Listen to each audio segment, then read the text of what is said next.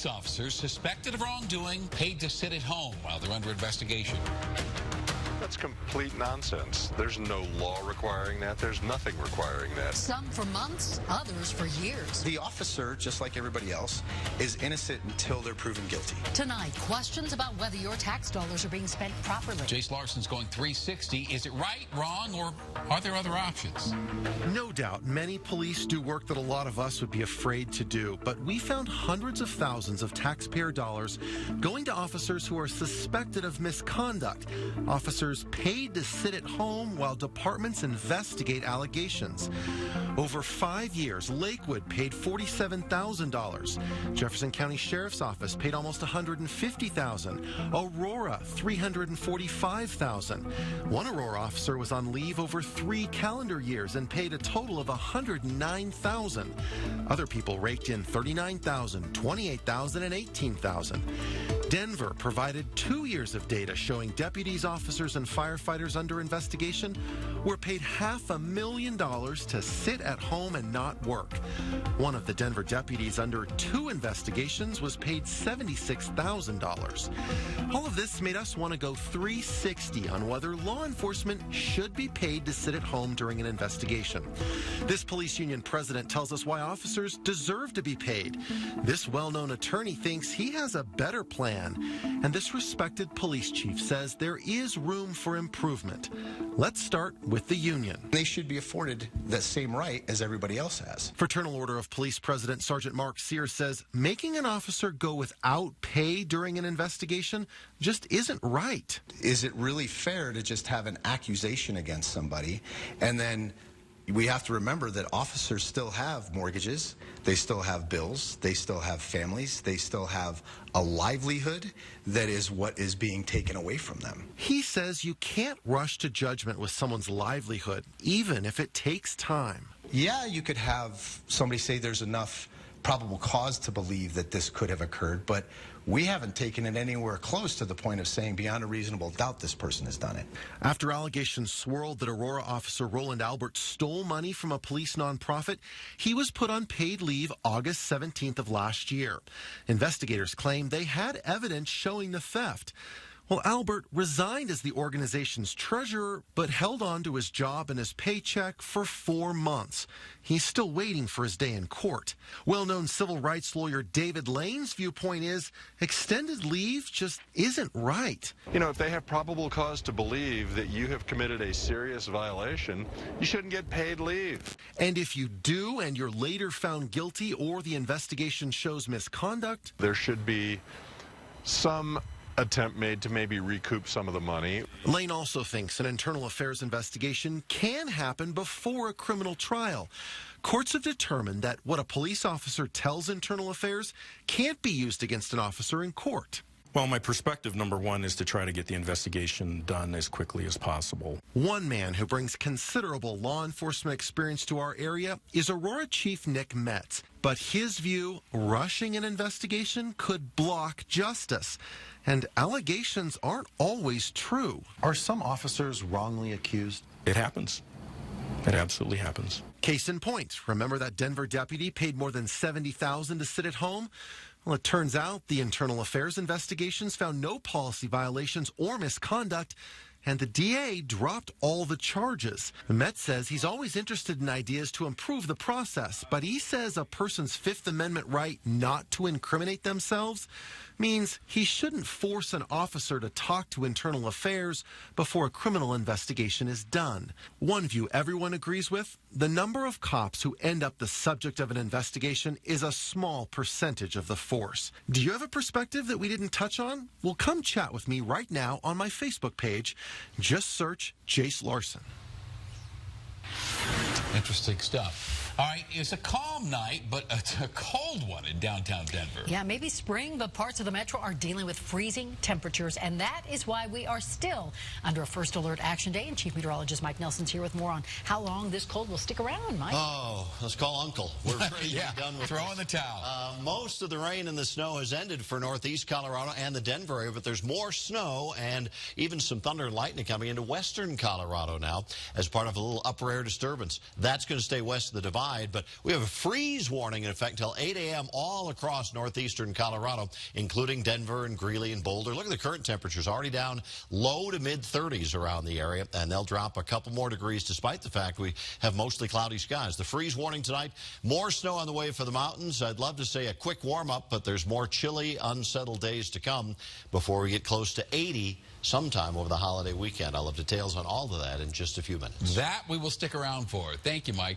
And that heavy wet snow that fell yesterday and overnight may have caused tree limbs in your yard to snap. And because of all the debris drop-off locations have been set up in several places, including Aurora, Brighton, and Adams County. Head over right now to thedenverchannel.com to learn all the locations.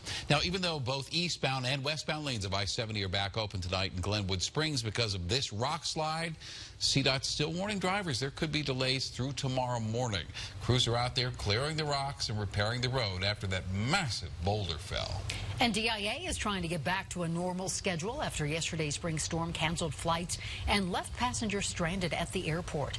At last check, there were only around 60 delays and no cancellations. And yeah, it's Colorado. We know the weather is wild, so you should consider downloading the free Denver7 app so you are prepared for the next storm. You can also get the latest forecasts on our streaming apps for Roku, Amazon Fire, and Apple TV. Tonight, prosecutors are hoping the truck driver involved in that awful, deadly I-70 crash will be forced to wear a GPS monitor. Rahel Lazaro Aguilera Medeiros is the truck driver accused of causing that crash that left 4 people dead.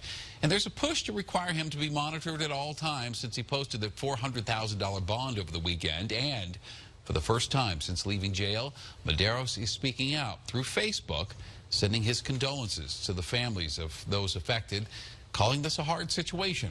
He blames failed brakes for that crash.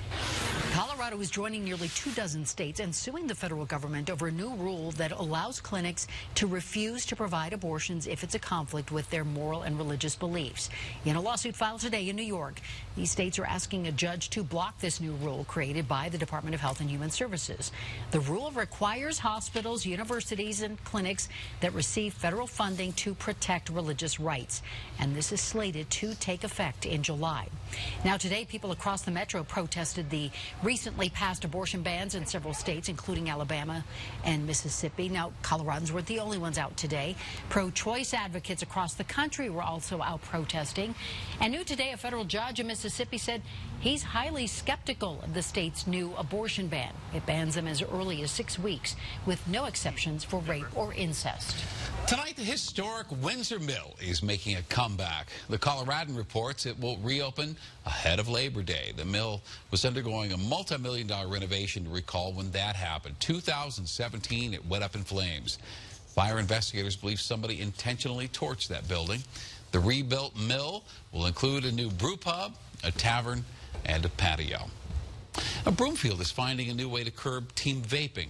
They are rewarding teenagers who turn in their e-cigs with free passes to the rec center. And the passes are good for 3 months. They work at all the facilities, including the Baywater Park. To be eligible, kids have to drop off their vape pens at the Paul Durda Rec Center on June 3rd. They also have to go to a Broomfield school and be 17 years old or younger. Just in the last few hours, the city of Boulder put the brakes on a popular mode of transportation. We're talking about e-scooters. Now, the city's decided to block e-scooters from city limits at least until next year. Denver7's Jessica Porter joins us live tonight. Jessica, they want to make sure there are rules in place before scooters are just dumped on Boulder streets.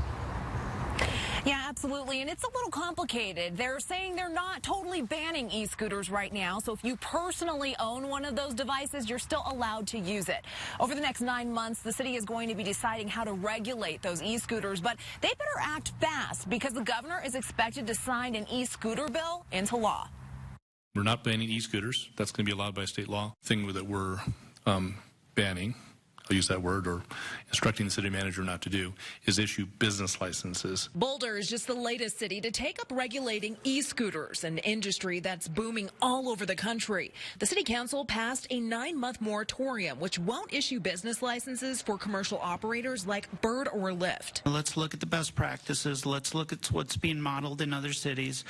You know, a lot of other cities didn't get it right away. Right now, e-scooters are not legal in Boulder, but Governor Polis is expecting expected to sign a bill defining e-scooters as a vehicle, legalizing them on Colorado streets, which is why some don't want to wait on allowing e-scooters in Boulder. We're ready to support a pilot at the Boulder Chamber. We want to explore these opportunities with our businesses. City council members, for the most part, want to keep scooters off sidewalks, bike paths, and open space.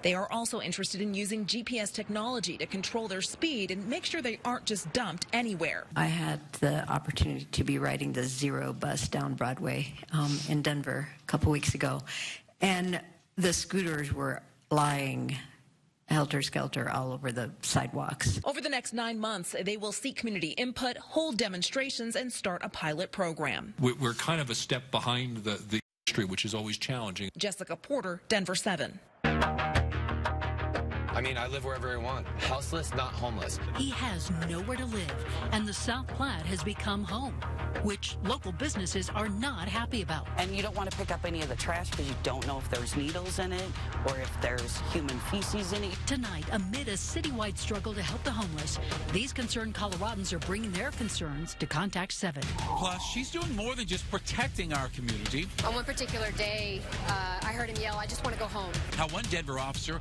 helped reunite a man with his family who believed he had passed away years ago. Next on Denver7. Last year, I was the top #1 salesperson across the whole state. And I owe it all to Good Feet because they allowed me to be on my feet morning and night. I got it all back. It works. You don't have to sit on the couch. You don't have to wait. You have a life to live. Live it. Try them for yourself with a free arch support fitting and test walk at the Good Feet store. Come into a California Closet showroom and be inspired. You'll experience a wide selection of beautiful materials and quality construction. Choose from an array of custom colors, textures, and accessories to fit any room in your home. And collaborate with one of our expert designers. Together, you'll create the perfect space to fit your style and budget.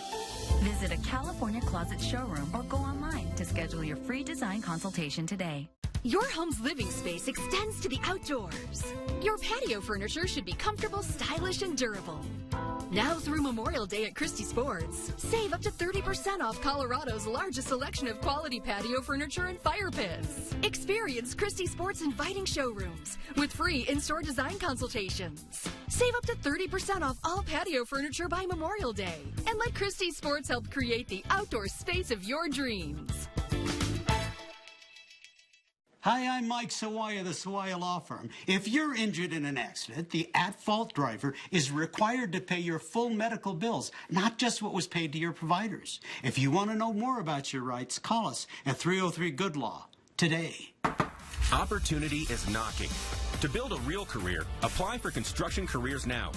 The next Construction Careers Now program is filling fast. Apply today at buildcolorado.com. I got a new career. Get yours.